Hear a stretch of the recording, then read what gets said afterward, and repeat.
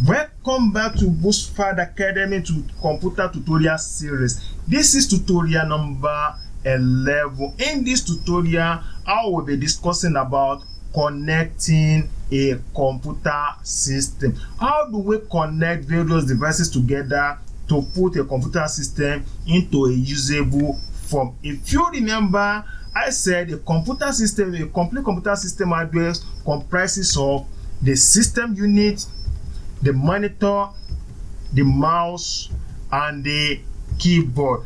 The monitor, the mouse, and the keyboard, I say we call those three, they are computer peripheral. They are peripheral to the system unit, which are the two parts in which computer hardware are divided into. So how do we connect everything together and to the power source and start working on the computer system? That is what I will be discussing, and this is going to be a practical. We will be using a direct video recording unlike on-screen recording. So stay tuned and let's see.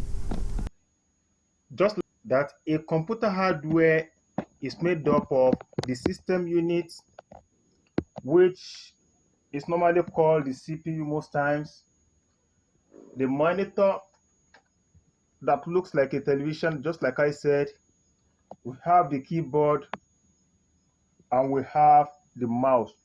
Those are the four major components of the computer system, and that is why a computer is called a system, because different devices has to be connected together before you can do anything on the computer system. So now, how do we connect everything together? How do we connect a computer system? That's what I want to explain in this video.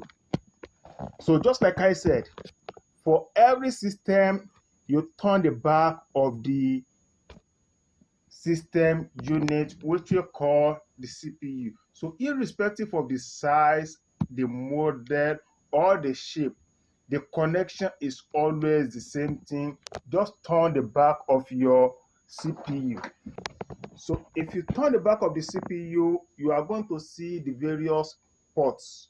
Just like I said, all other devices are connected to the CPU. For you to understand, let's look at the port. So if we look at this port, we call it serial port. That is where we connect the signal cable. Which cable do we call signal cable?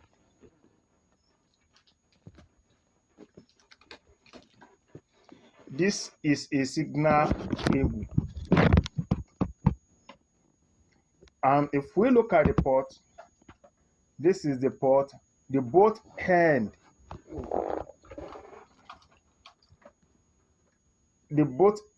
is the same thing. If we look at the shape, that is what we are going to plug into this port. We call it signal cable.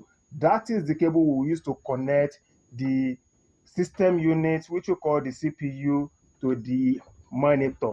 It is this cable that will send every signal from the central processing unit to the monitor. If we look at the shape, we will realize that it's not a perfect rectangle. So if we look at the shape and we look at the shape of the port, so we can see, so we plug it into the port. After plugging it, then we screw it. The two screws.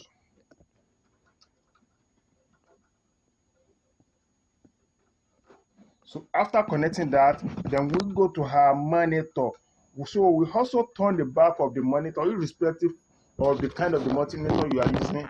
But for some LCD monitor like this, most times the port used to be under, which means you turn your monitor, you turn it under.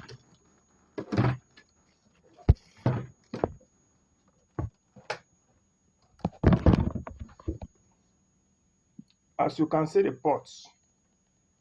So generally, we only connect two cables to the monitor.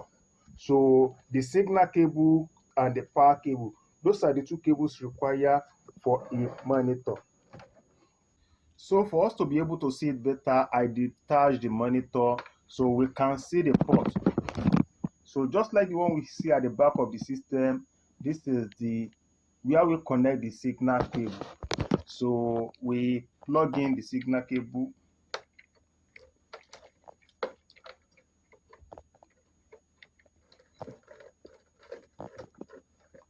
So the same thing, we screw it.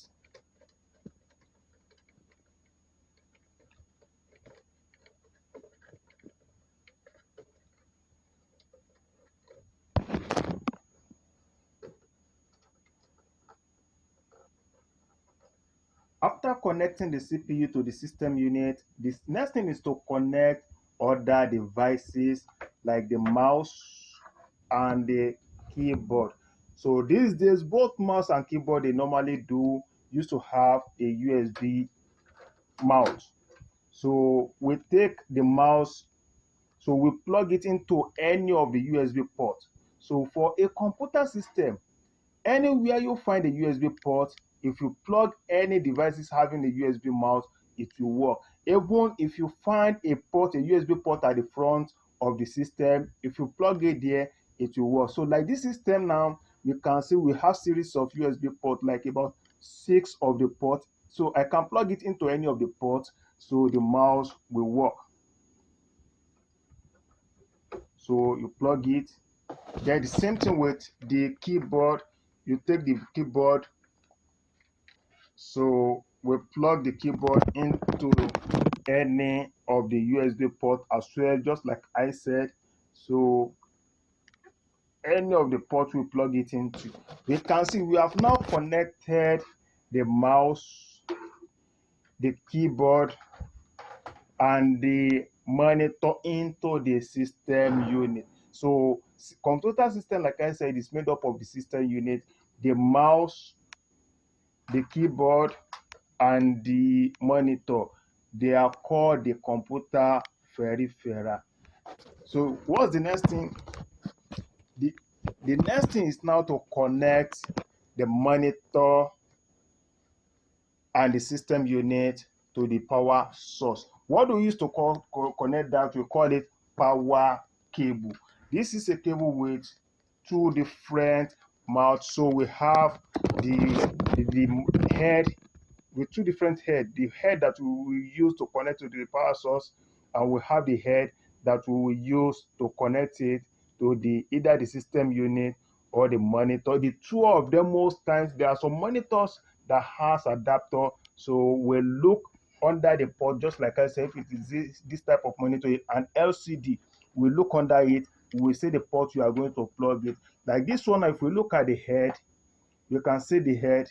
If we look at the monitor, we can see the port there. So that is where we go. So for the system unit, the same thing happens. If we look at the back, we will see where we are going to plug the power cable, which is the power pack. So we plug in our power cable to the system unit, which means we are going to need two power cable, another power cable to the monitor.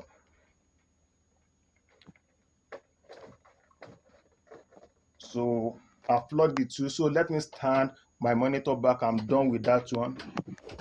So we are now done with the connection. If we look at it for our monitor, we have two cables. The first one, which is the signal cable, if we trace it, you can see it. That is where it is. So to connect it to the system unit. Then the second one, which is the power cable, then we plug that one into the power source. So we can see the monitor coming on. So you can see the monitor coming on. So once we plug the monitor, then the next thing we go to our system unit as well. You can see this is the power cable. We trace the power cable.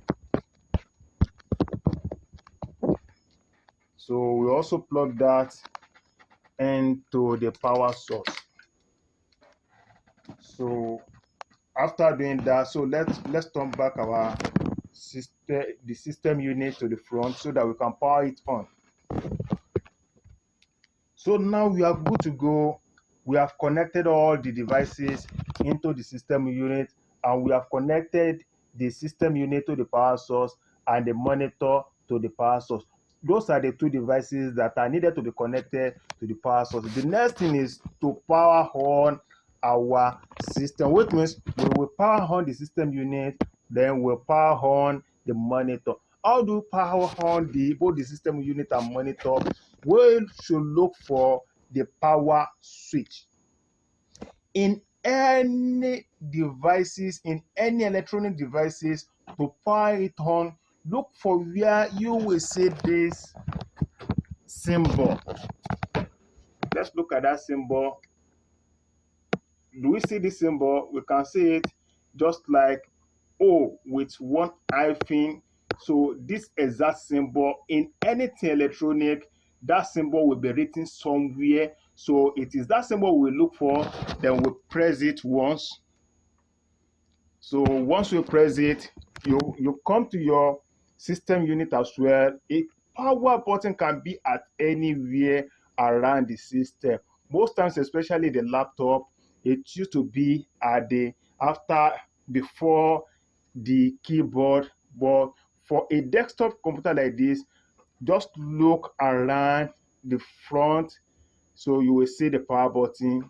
Let's power on the system. So we can see the system coming up. So the monitor. So you can see it's now coming on. That's how to power on a system. We on the system unit, then we on the monitor. So then the next thing, we wait for the system to boot.